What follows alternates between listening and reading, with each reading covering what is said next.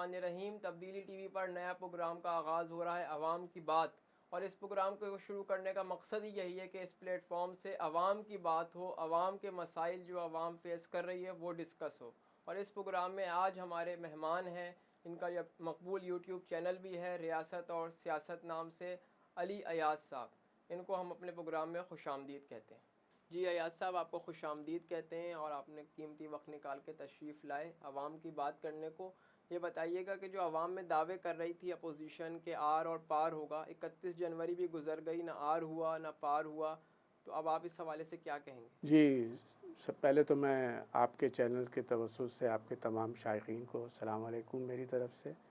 और मुझे जो आपने सवाल किया है अवाम की बात से, ये जो आपने सवाल किया है ये बिल्कुल मुंसलिक है, क्योंकि अवाम जो आज जिन परेशानियों और मुसीबतों में पड़ी हुई है वो इन्हीं आर पार की वजह से है।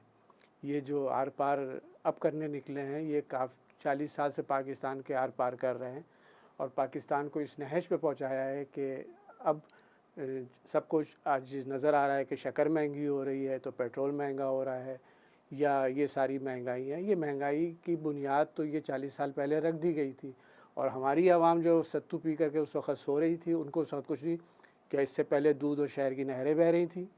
आज तक तो है, क्योंकि ये एक माफिया है। ये सब जो काम सारे करते हैं ये एक माफिया के तौर पे करते हैं। इनको इसी तरीके से, जैसे ये शक्कर के माफिया हैं, जैसे आटा के माफिया हैं, इसी तरीके से ये सियासत के माफिया हैं। इन्होंने पॉलिटिक्स को अपने घर की लौंडी बना करके रखा कि जो हम ही आ सकते हैं और दूसरा नहीं आ सकता। अब इनको इसी बात की, जो कहते हैं ना कि इमरान खान सेलेक्टेड हैं, एक्चुअली सेलेक्टेड तो ये लोग थे और 40 साल से एक दूसरे की बारियां ले रहे थे। इनको ये परेशानी हो गई कि एक तीसरा आदमी कहाँ से आ गया हमारे खेल में। हम जहाँ खेल रहे थे, बड़ा हमारा एक कंफर्टेबल जोन था, मुखमुका था, कंफर्टेबल जोन था, हम खेल रहे थे, हमें कोई पूछने वाला नहीं था। आज इनको ये इस बात का गुस्सा, शिद्दत से गुस्सा है कि जनाब ये इमरान खान साहब कैसे आए। जो मरियम साहिबा कहती थी आर्या पार, वो समझ रही थी कि हम ये 3-4 महीना थोड़ा सा प्रेशर डालेंगे और इस्टेब्लिशमेंट हमें जो है दोबारा हमारे जो पुरानी सैलरी पे हमें ले आएगी। मगर हुआ ये नहीं। इस्टेब्लिशमेंट ने देख लिया कि कौन किस लेवल का है, कैलिबर का है, और इनके जजों ने तो ऐसा कोई तासुर भी ऐसा नहीं पेश किया कि भाई वो सबकी टांगें काँपने लगती या कोई पसीने आने लगते। इमरान खान तो वैसी जैसे पहले दिन था वैसे आज भी वैसे ही है। रही बात, इन्होंने कहा था आर या पार, तो मेरे हिसाब से तो आर पार इनके हो गया, पीडीएम के।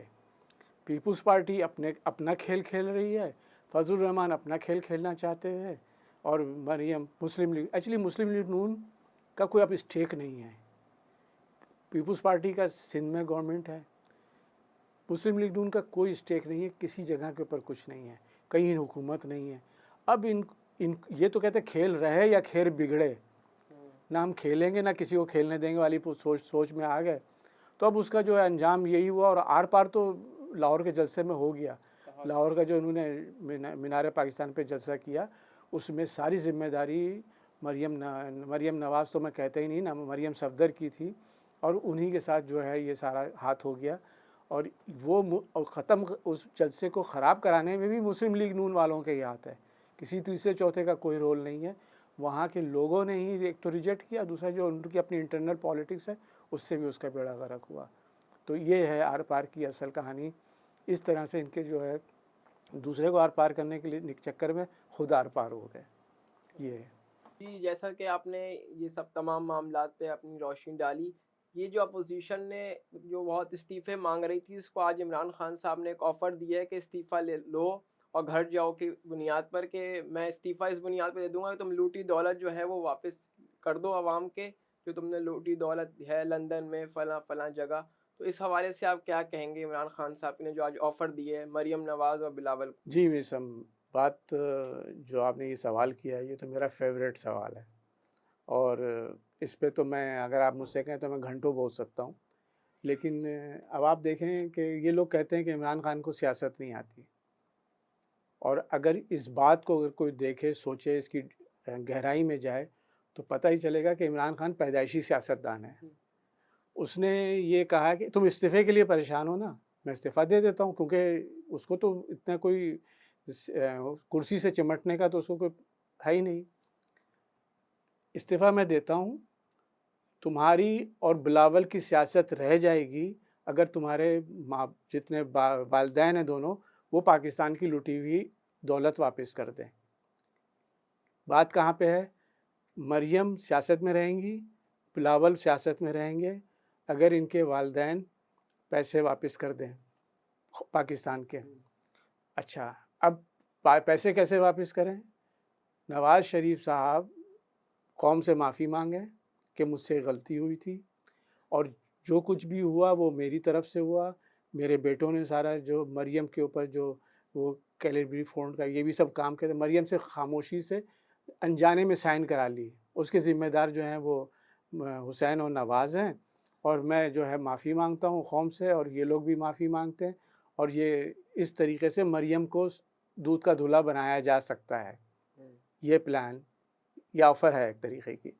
और ऐसे ही बिलावल भी अपने बाप पे सारी चीज़ें डाल दें और फिर बाप जो है वो माफ़ी मांग लें और कहते हैं अच्छा भाई जो कुछ आप इल्ज़ाम लगा रहे हैं 70 अरब या 80 अरब ये सब पैसा मैं पाकिस्तान को वापस कर रहा हूँ। इससे ये होगा कि ये दोनों तो बदनाम हैं ही और ये दोनों हट जाएंगे। यहाँ पे इनके लिए फेस सेविंग ये होगी कि हम कह सकें कि भाई हम तो इसमें बेकसूर थे, कौम के पास जाएँ, शायद एक सिंपैथी लोगों में गेन हो जाए कि भाई हाँ चलो इन्होंने एक गलती करी थी, इनके माँ बाप ने करी थी, इन दोनों ने नहीं करी थी, इनको चांस दिया जाए। लेकिन और उस बात पे खान साहब रिज़ाइन कर दें तो क्या इस बात पे कौम मानेगी कि इमरान खान साहब को जाने दे? और अगर चले गए, इमरान खान साहब रिज़ाइन करके चले गए, दौलत लूटी हुई दौलत आ गई, तो इमरान खान जो हैं वो नेशनल असम्बली की सारी सीटें जीतेंगे। ये मैं आपको कह रहा हूँ कि जो कौम के सामने ये पेश कर दे कि भाई ये मामलात हैं, मैं इस चीज़ के लिए रिज़ाइन कर रहा हूँ। पहली बात तो कोई रिज़ाइन यहाँ पे एक्सेप्ट भी करने वाला नहीं। इन लोगों के पास तो तमाशे लगाने के लिए नान ख़ीमे के ऊपर लोगों को लेकर के आते हैं 2-2 हज़ार 3-3 हज़ार दे करके। यहाँ तो इमरान खान के वॉलंटियर्स फ्री में जाने को तैयार हैं, आप जहाँ बुला लें। यहाँ लोग जैसे कि आप गिलगित तक चले गए थे तो मुझे पता चला है। तो ये चीज़ जो है कहाँ से आप डेवलप कर सकते हैं? लोग अपनी गाड़ियों में अपने पैसे से आते हैं, जलसे में आते हैं। तो इमरान खान ने जो ये एक चाल चली है कि भाई आओ देखें तुम कितने पानी में कितना इंटरेस्टेड हो इस्तीफ़े में। अगर तुम समझते हो कि इमरान खान के इस्तीफ़े से तुम्हारे मसाइल हल हो जाते हैं तो मैं इस्तीफ़ा देने को तैयार हूँ। पाकिस्तान का लुटा हुआ पैसा ला दो, तो वो तो बाद में देखा जाएगा। पाकिस्तान का जब जो लुटा हुआ पैसा वापस ला करके देगा उसको कौम जाने देगी? ऐसा हो नहीं सकता। तो ये जो इमरान खान ने गेम खेली है तो आज ये साबित किया कि वो सियासत उसको आती नहीं है। सियासत का वो बाप है, सियासत उसको पैदाइशी तौर पे आती है। और मैं ये जो आज जो ये बात करी है ये काफ़ी दिन चर्चे में रहेगी, और इसको एक टॉक शो के अंदर और टीवी चैनल्स पे आप इसको हर जगह इस जुमले को आप पाएंगे। मैं रिज़ाइन करने को तैयार हूँ। आज की जो सारी खबरें भी हैं वो इसी हवाले से इमरान खान तैयार हो गए रिज़ाइन करने के लिए। उसके बाद अंदर क्या निकला तो वो ये सब सारी चीज़ें निकली हैं। चलें, हम उम्मीद करते हैं कि बिलावल और मरियम जो हैं अपने अपने पापा को जाके राज़ी करते हैं इस बात पर कि वो लूटी दौलत वापस कर दें ताकि ये सियासत में आ सकें, जो कि मुमकिन तो नहीं है किसी सूरत भी कि वो लूटी दौलत बचाने के लिए उनकी इस वक्त तमाम सियासत जारी है। लेकिन ये इमरान खान साहब ने इनको उलझा के रख दिया। एक बात, अगर इनको सियासत करनी है पाकिस्तान में तो उनको ये करना पड़ेगा। बिल्कुल, ये तो करना पड़ेगा। चलें, आज के प्रोग्राम से इतना ही। अवाम की बात जारी रहेगी और आप अली अयाज साहब को भी देखते रहेंगे हमारे इंशाअल्लाह तब्दीली टीवी पर। आज के प्रोग्राम से इतना ही। अल्लाह हाफ़िज़।